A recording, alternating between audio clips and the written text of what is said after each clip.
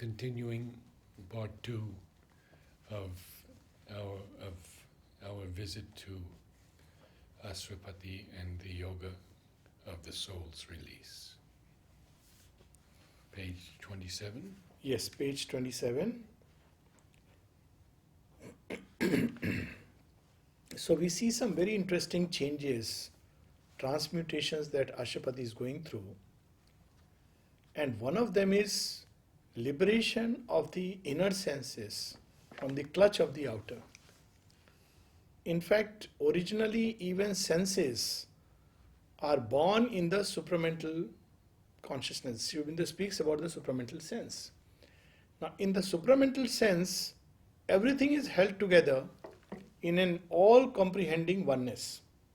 But our senses have separate objects.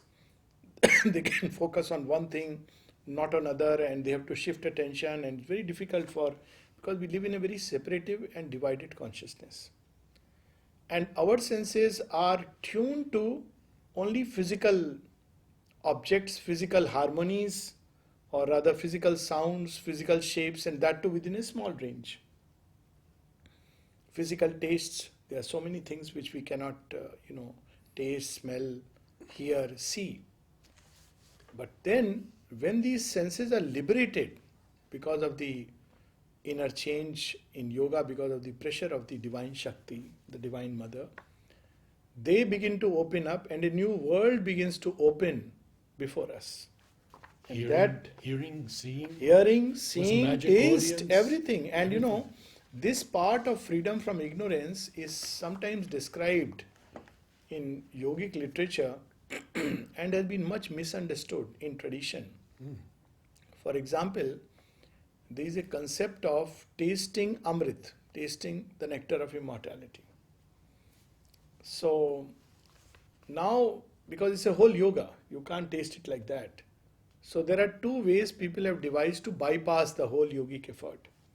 One is in Hatha Yoga, they try to do a particular posture by which the tongue is touching the palate, is drawn inside, and they taste something and they say it's Amrit.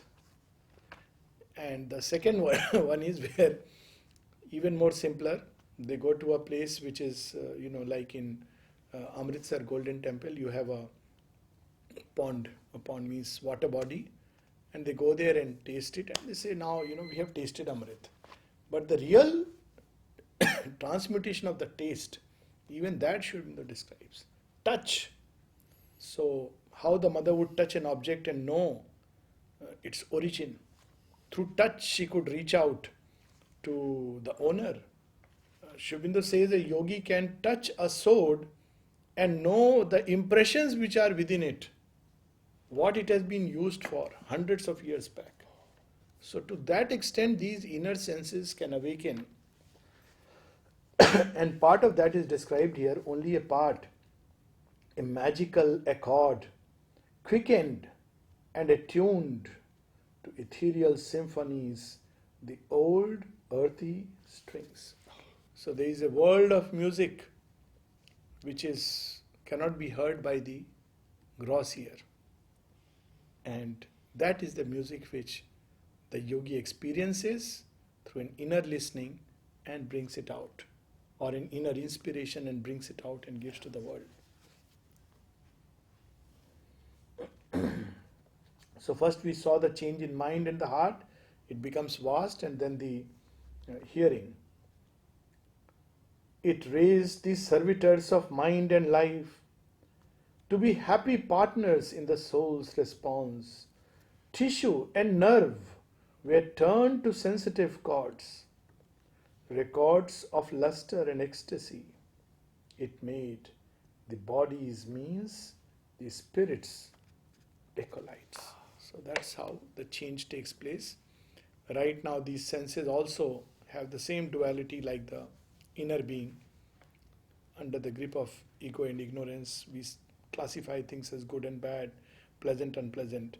But when these senses begin to open up, everything, the touch of beauty, the touch of delight, because originally the senses are meant to convey the pure delight, the rhythm, the secret rhythm, which is hidden behind everything.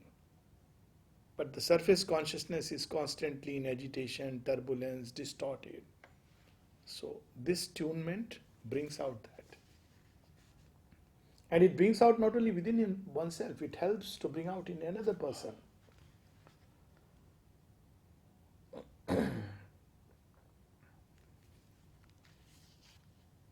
Few more, I'll just turn the page and read some more changes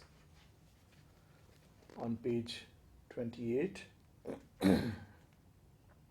He heard the secret voice, the word that knows. Look at this line. A whole world. Everything in that. Everything in that.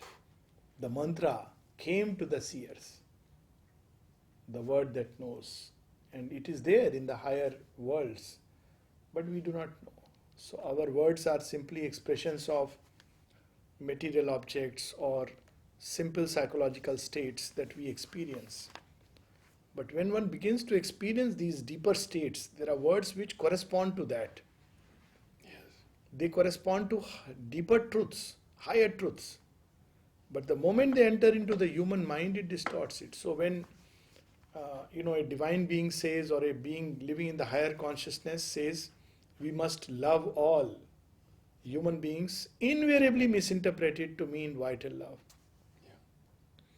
Or when he says, everybody, the brotherhood.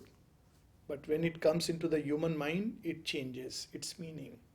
So that is the unfortunate part. But these words, which the word which like a mantra descends from above. Look how, Aurobindo speaks of Vande Mataram, or the lines which some poets in their exalted moments, the mystic poets, not every poet, because the poetic inspiration is different from the mantric inspiration. So that word which knows, which in one single, maybe a magical formula conjures a whole world. For instance, there is a simple mantra, and Aurobindo speaks of that. He writes also that some places, Om Tat Sat. That's it. Very simple. Soham Asmi. Now, it's a word that knows, I am that. So, these mantras, how did the Rishi conceive of it? It was not through a mental process. Now, of course, we are fortunate to receive it because they are printed. But the Rishis had no such access, but they had access to the inner book, the inner Veda. And I think that's what is important. And saw the secret phase that is our own. The inner planes uncovered their crystal doors. Strange powers and influences touched his life. A vision came of higher realms than ours. A consciousness of brighter fields and skies. Of beings less circumscribed than brief-lived men. And subtler bodies than these passing frames. Objects to find for a material grasp. So you see, every part is undergoing a change. So we take this example. Sometimes people, when they are sitting in meditation or in a certain state, they feel love for the divine, or they feel as if the mother touched their head. And people ask Aurobindo, is this a true experience or is it imagination? Aurobindo says, good Lord, these are the early experiences that come. If you start thinking that they are imaginations, then you will stop there. They will stop coming. Now, what is that heart which feels love for someone we have never seen physically? I'm sure quite a few of us have not physically seen the mother. So why do we feel love? Normally, to feel love for somebody, conventional science tells us we should have a proximity. Yes. And, there should be a lot of interchanges, or at least there is a love at first sight. So at least the sight is involved. But here, one is physically not seen, and there is love. Where does that love come from? And where do these experiences come that as if the mother touched me? There are people who have this experience. Yes. It's an immaterial sense which experiences this. because these are things which we cannot experience with our gross senses. Even fevers and such things can be sensed. Mother speaks of it. You can feel it here. You can feel the organisms. So these are other side of it.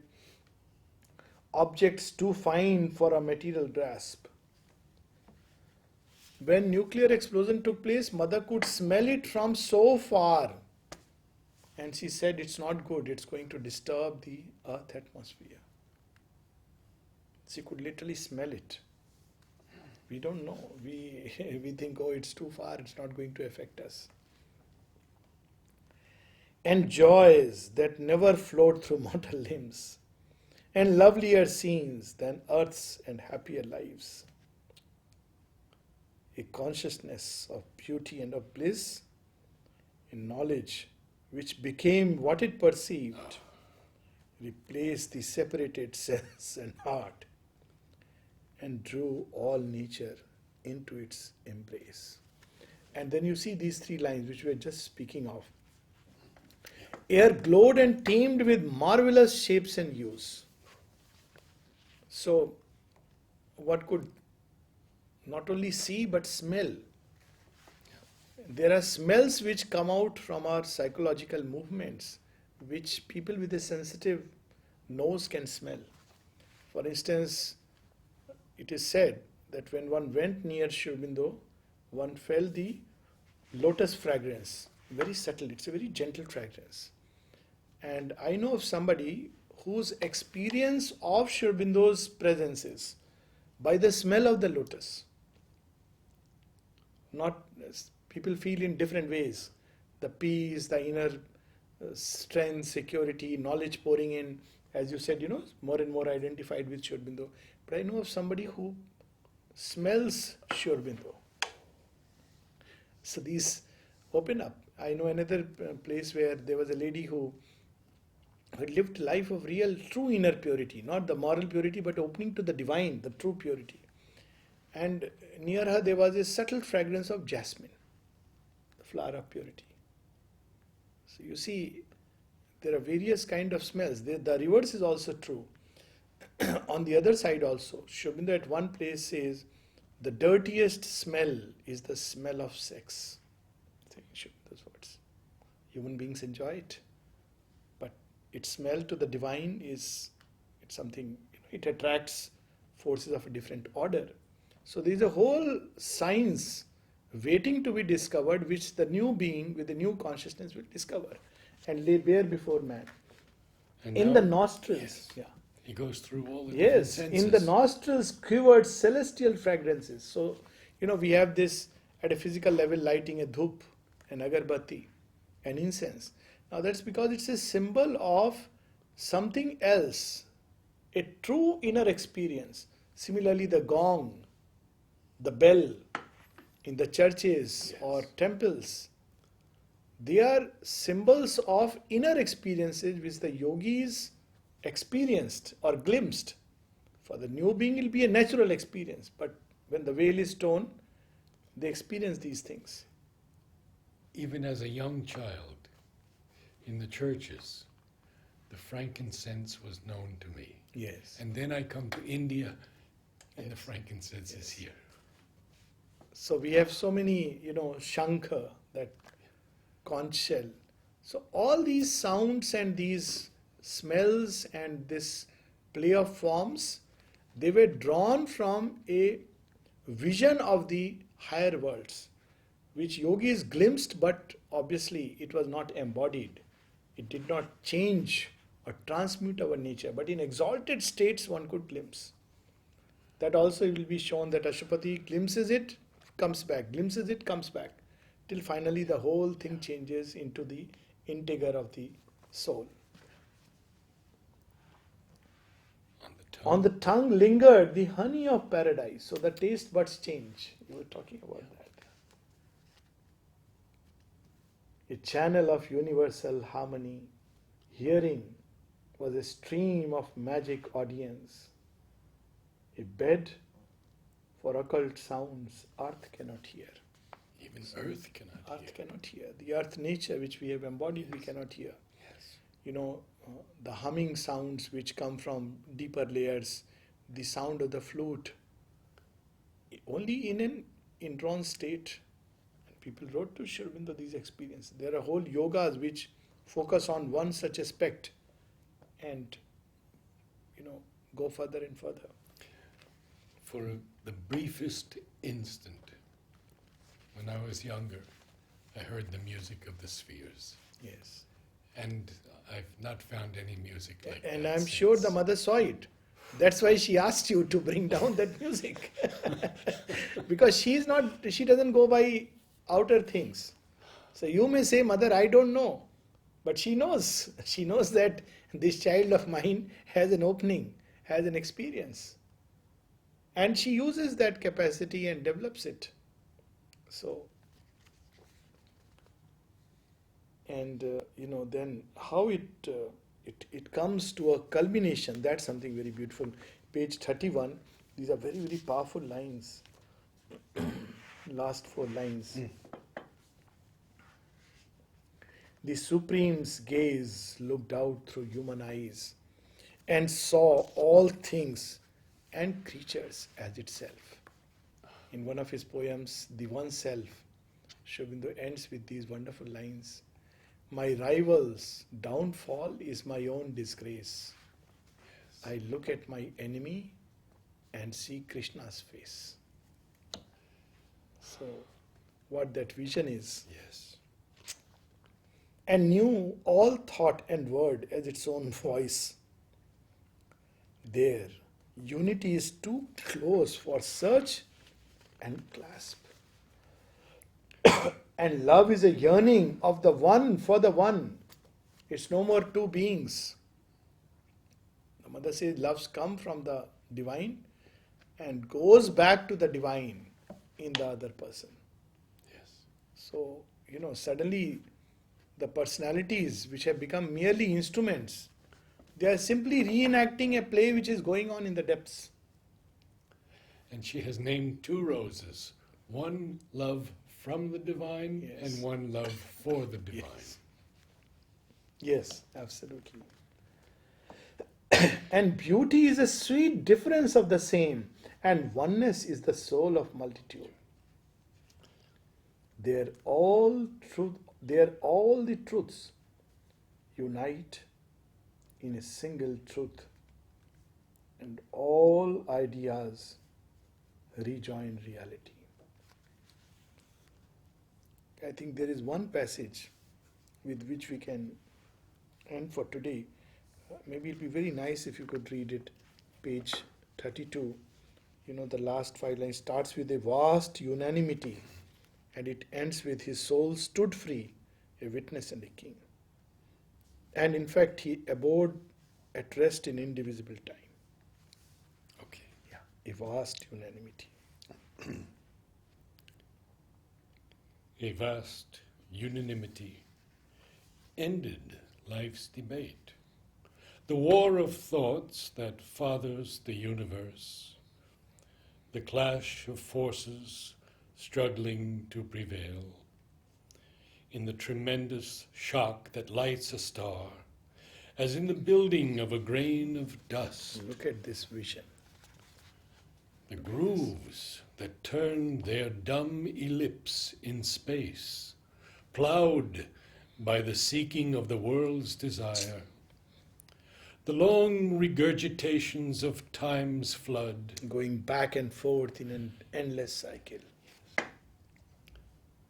the torment, edging the dire force of lust, that wakes kinetic in earth's dulled slime, and carves a personality out of mud. The sorrow by which nature's hunger is fed, the estrus which creates with fire of pain. Look at every line, it's so marvelous. The sorrow by which nature's hunger is fed. Otherwise, we would be so content with our life and never learn to move beyond the initial start. The fate that punishes virtue with defeat. The tragedy that destroys long happiness, the weeping of love, the quarrel of the gods ceased in a truth which lives in its own light. His soul stood free, a witness and a king, absorbed no more in the moment-ridden flux, where mind incessantly drifts as on a raft, hurried from phenomenon to phenomenon. He abode at rest in indivisible time. So, when we read this, we just wonder that Ashwapati has already achieved everything Yes. that one can imagine. So, what more? What else is left for him to realize, achieve, and do? And that is that part of the story which unfolds itself. Yes. So, we'll stop here and